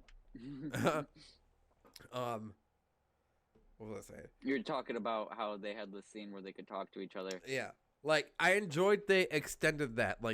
Some parts of this movie were good, but entirely, what the fuck was going on? I was listening to my one of the podcasts I listened to called Disorder.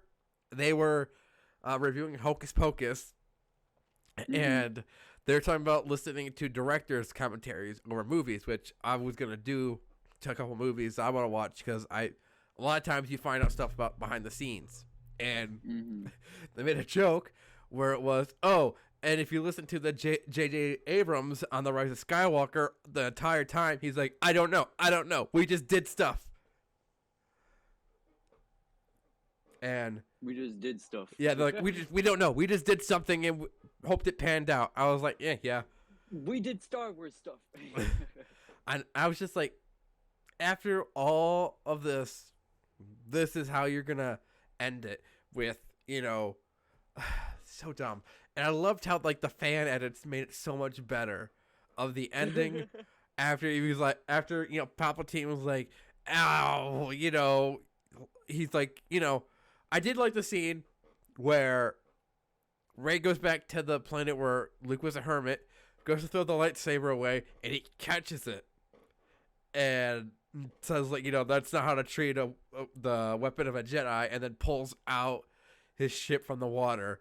I was like, that's actually a pretty dope moment to see him in action, but that's what we wanted to see this entire fucking time. Yep. And I did enjoy when the Knights, I think it was the Knights of the Ren, were there to keep Kylo on track. He was and he's surrounded by them, and he puts his hand behind the back and he pulls out the lightsaber and he shrugs. Yeah, that was pretty cool. Yeah, that was pretty cool. Kylo / Ben Solo in this movie was amazing. I loved when Rey got him, stabbed him, and was dying, and Leia gave the rest of her life for him to live, and then he has the moment where he's in his head and Han shows up again, and it's the same scene that he had on the bridge when he killed his father, but it's different where instead of killing his father, he throws away the lightsaber. Yeah. Now, there was concept art out there that said that was so much this is what was supposed to happen during the scenes, but it got changed. Where this movie was supposed to be a completely darker movie. It was supposed to be Ben Solo's movie. And I was like, if we would have gotten that, I guarantee everyone would have loved this fucking movie. And then they were like, yeah, you know what? Last Jedi's fine, but this movie is so much fucking better. We didn't get that. We ended up getting a dumbass Palpatine extended storyline that we fucking didn't need. Yeah. It would have been... Well, there was no reason to bring Palpatine back to life, bro. Literally none. No reason to make Rey and whatever a Palpatine. Because who the hell had sex with Palpatine? To have an offspring, then to have another offspring of that. to make Rey. What the hell? And then what made Rey so special that she was like, had to be the person that go up against everything? What made her special? I thought he said that he made her by kidnapping his parents, like, through the Empire. Her parents, I mean. You know what I mean? I'm not 100% sure. Like I said, I've only seen the movie once. I'm not that interested in the backstory. But all I know is that Palpatine has, a kid who procreated and had Rey, Rey is the granddaughter. Mm. Yeah. And I'm like, this is fucking stupid. It's just as stupid as the curse of Michael Myers with the fucking thorn shit. Like, it's like that. It's that fucking stupid. Dillon, but Paul Rudd. That's the only redeeming part of that fucking movie is Paul Rudd. Dude, and he's bad in that movie. I don't like him in that movie. Which speaks to why that movie. Okay, that's a different topic until you watch Halloween Kills. Okay, but anyways, he sends Palpatine sends Ben over the side of the cliff, climbs back up, and then Rey has the scene where she's like, "Oh, I have all the powers of the Jedi." Why? Why you? What made you so special? It would have been hilarious if it was. No, I'm not gonna say that. But why? It's just, and a lot of fan edits made it better. Yes, I loved hearing all the voices coming back to do their voices of the characters, but it pissed me off when Anakin said, "Rey, bring balance to the Force like I did," and I was like, if you brought balance to the Force, why are we here? Anakin did bring balance to the Force, though. Yes, he did. But Disney was like, hey, guess what? Balance doesn't last that long. Well, he brought balance for his store or whatever, but it's like, no. Anakin brought balance to the Force by deciding his fate by killing throwing Palpatine over the edge. Mm-hmm. And, it was like a very mixed line if Luke wanted to, continue down the path of a Jedi. Mm-hmm. Fucking this is like, guess what? He went down the path, he screwed up, and he was mad that he almost killed Ben. Wait. No one knows the true fucking story of that. We never will, because fuck us. Yeah, that's a pretty good point, Dillon. This movie, I've seen The Last Jedi more times than I've seen this movie. I don't know why I've seen The Last Jedi more times than this movie. I do not own this movie. The only movie I own out of the sequel trilogy is The Force Awakens. And a part of me is back there in the back of my head saying I need to buy the other two movies to complete my collection. Well, you should, Dillon. Because I have to do that with all my fucking movies. I even have Bride of Chucky to see the Chucky to complete my fucking collection of that. Yeah, that's a good point, Dillon. But you know what movie you don't have, Dillon? What? Rob Zombie Halloween. No, I don't have any other. I only have Halloween 2018, but that's because. Oh. Well, I do have I do have Halloween 1 and 2 on VHS, but. I still think my favorite Halloween movie is H2O. Yeah, but like I said, another time for another day, Davis. Yeah, fair enough. This is the Star Wars. We had Halloween last week. Anyways, the sequel trilogy just got fucked over so hardly, and I have made my peace because I went to Galaxy's Edge and I had a fucking blast.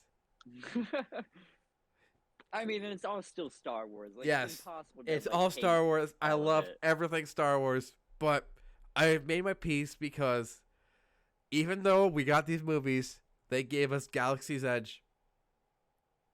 And God, I love Galaxy's Edge. I mean, I couldn't I had a fucking blast on Rise of the Resistance because you were literally going through a Star Wars fucking movie. Like, so I'll explain this because this is really interesting. Our last thing on the night we were gonna do is the last thing we were gonna go over and do the Star Wars area. Well, me and Erica, we did a lot of did most of the rides, the shows, and Star Tours isn't in the Star Wars areas. It's outside because it was already a part of the park before they built the Star Wars land. And I talked to Erica, and we went on Star Tours. Star Tours, you walk in, you sit down in like a little motion theater. It's not that big. It's like you're like a little cruise carrier, like a Star Cruise carrier, and you put on your 3D glasses and you sit down and you go on on a little fun adventure, like escaping the First Order and shit like that. I instantly sat on that. I was like, I'm like instantly like my day shot up like the best fucking day ever. I was like, this is so fucking cool. I said, that was only like a small bit adventure. We're literally going to go into an adventure where we are getting on a transport shuttle, getting kidnapped by the First Order, interrogated in a fucking hangar with stormtroopers that heads turn and scare the shit out of you, waiting to go in an interrogation room where you get busted out by the rebellion, hop in to these transport vehicles that are controlled by these droids that have been remotely hacked, and you go around this Imperial Star Cruiser trying to get out of there while running into Kylo Ren, stormtroopers. You have lasers actually shooting at you. There's a part in the ride where you get in the ride vehicle gets you in an elevator, and because you're escaping from Kylo Ren. And Kylo Ren jumps on top of the elevator and sticks his lightsaber in right underneath you, and it's like making a circle to cut in and go in.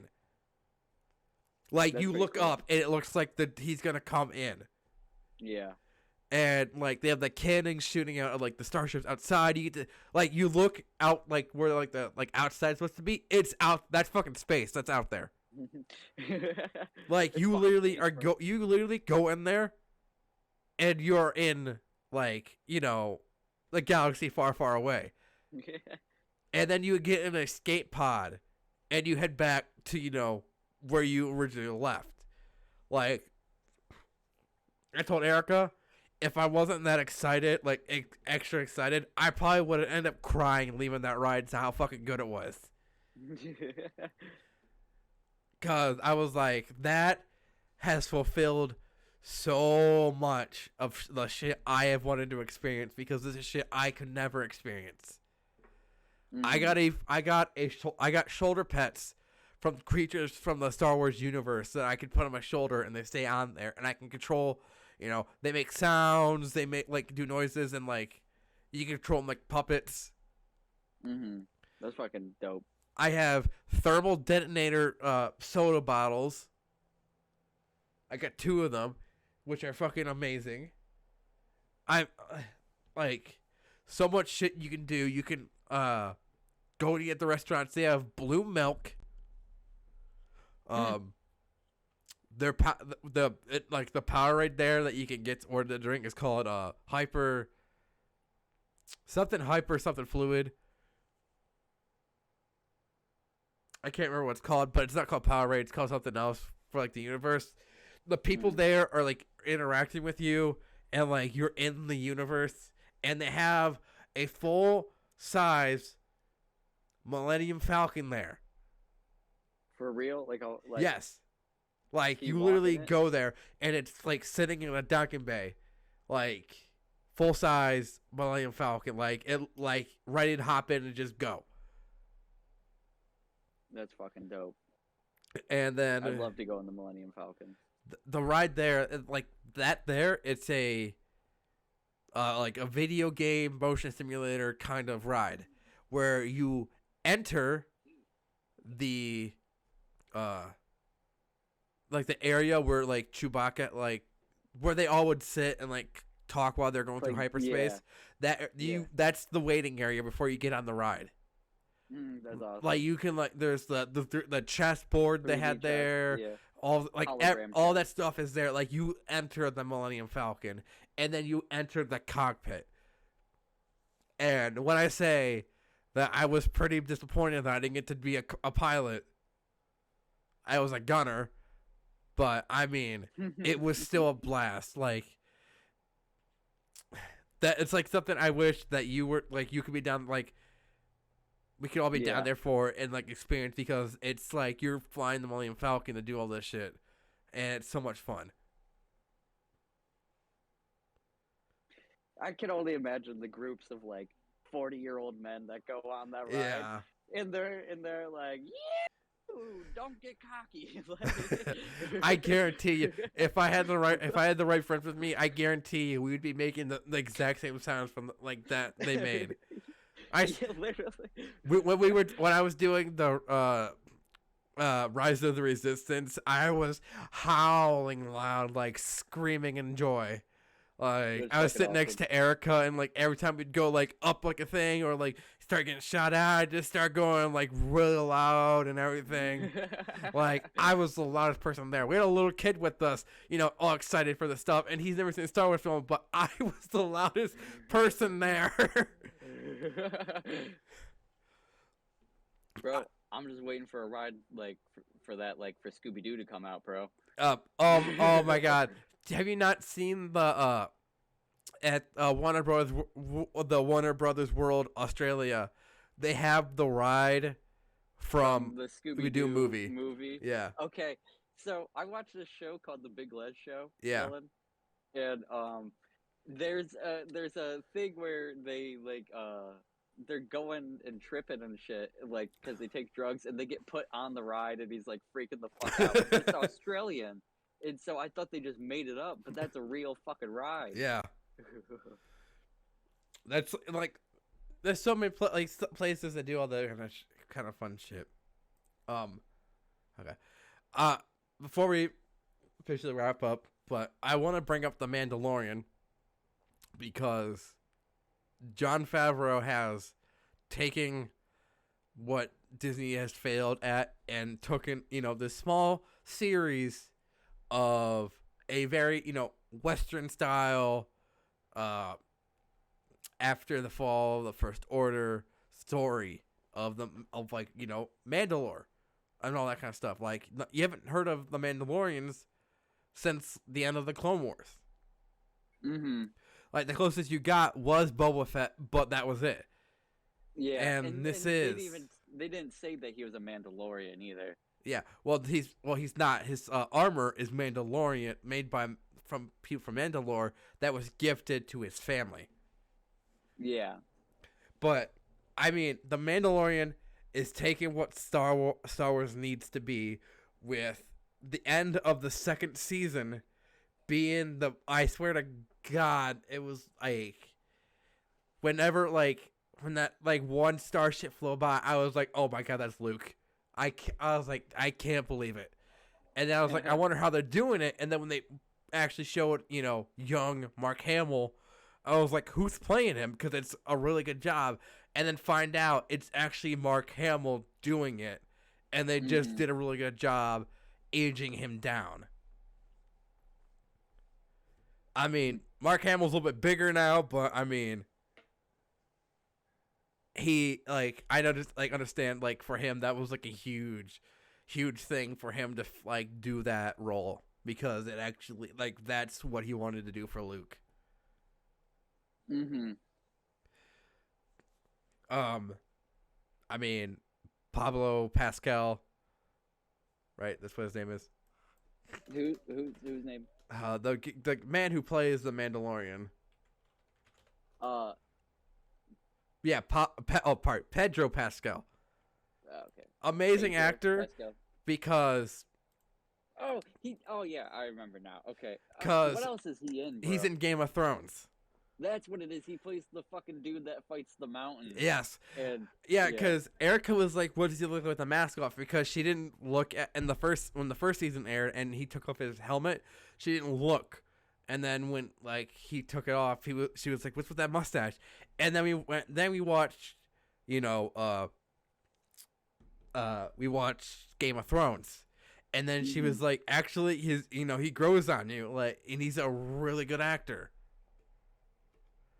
I'm like, this is, like he did a really good job because like with people who saw Game of Thrones before this, it was like two different people.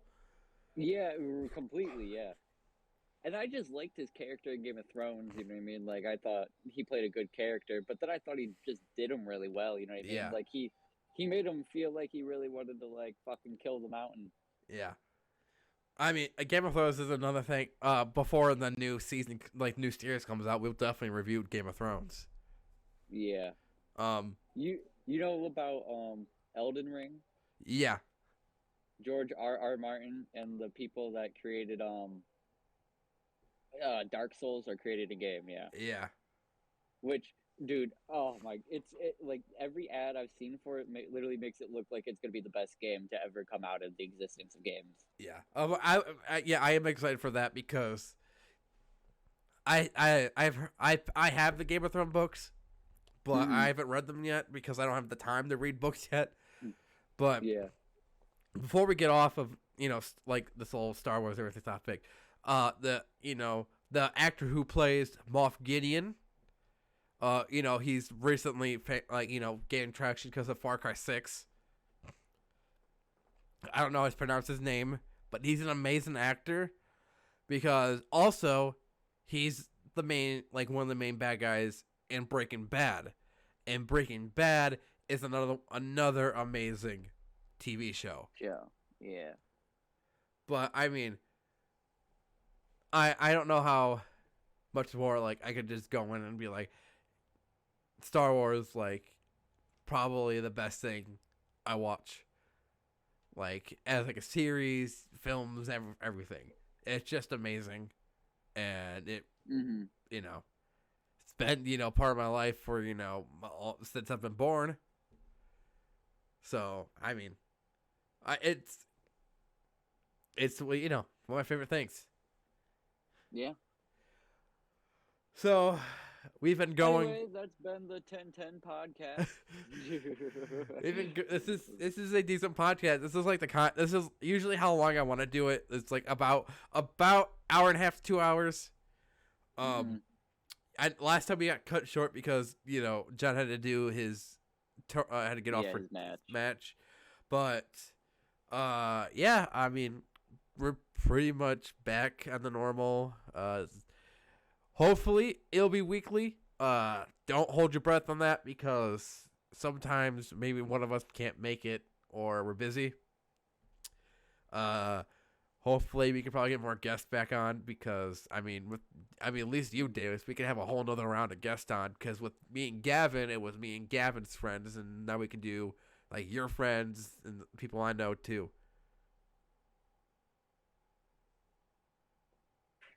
I've been trying to get Foss back on, but he says that he gets like really nervous when he's on. All he needs to think about is just like he needs to just think about you just talking. That's all. Yeah, I told him. Yeah, I will probably get him back on. Yeah, my biggest thing is like I see like I don't there's like no feedback on YouTube at all from this podcast. All of my listens come from audio platforms, which I'm really excited because there is an audience out there that listen to my podcast. And this is why I'm excited to do this because I have an audience out there that listens to this. And now I have a drive to do this because these people are out there. And I'm like, hey, people listen to this. It's a decent amount of people. I'm going to produce content. And we're only going to go up from here.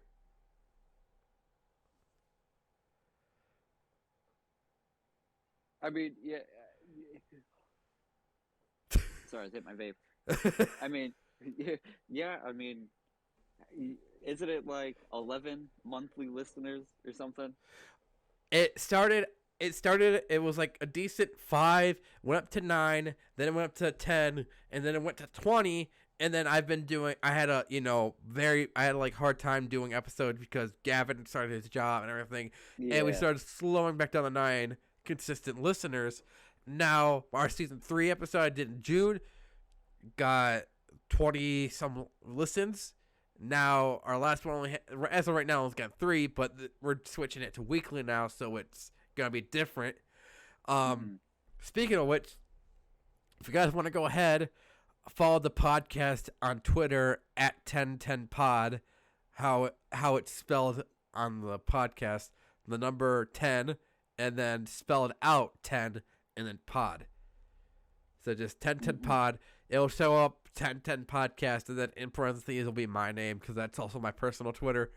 But I don't use Twitter that much. It's just gonna be when I release episodes, or if I see something funny that was topical when we did an episode. I mean, otherwise, the people I follow on there, you can follow too. It's just like directors, other podcasts. I mean, yeah. You can follow me on Instagram at Dillon Wilkinson. It's the same. I just post nothing at all, but yeah. And of course, you can find my YouTube channel, Dillon Wilkinson, on YouTube, or I upload the podcast. If I feel like it, I edit gaming videos together or something together for fun. That it's just become, either live streams or whenever I get bored to record games. But don't follow my Twitch because I'm gonna be switching off of Twitch again. It's just I'm not made for streaming anymore. It's too difficult. I was streaming Black Ops Cold War, and it literally was like losing frames as I was playing the game, but I was like, hey, you're still streaming, quality is still like A-okay. I was like, this isn't working. So yeah. So with that, I'll say thanks, Davis. Yeah, no problem, bro.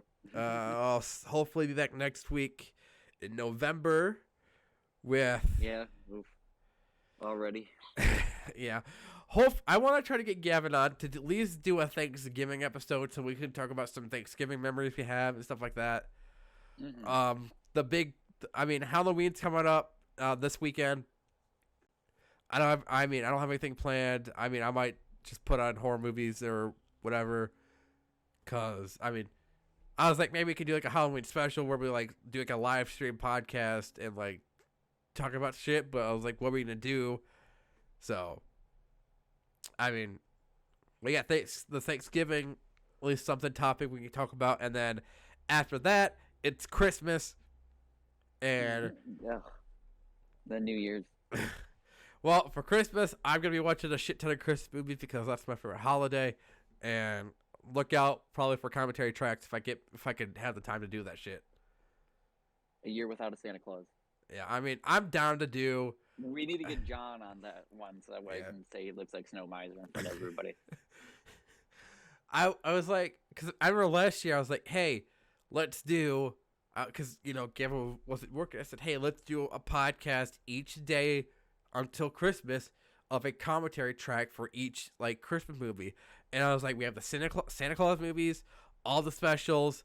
You got like a shit ton of Christmas carols, the Rankin and Bast ones. I said, like, there's so much we could do with commentary tracks for Christmas. And I was like, it's one every day until Christmas.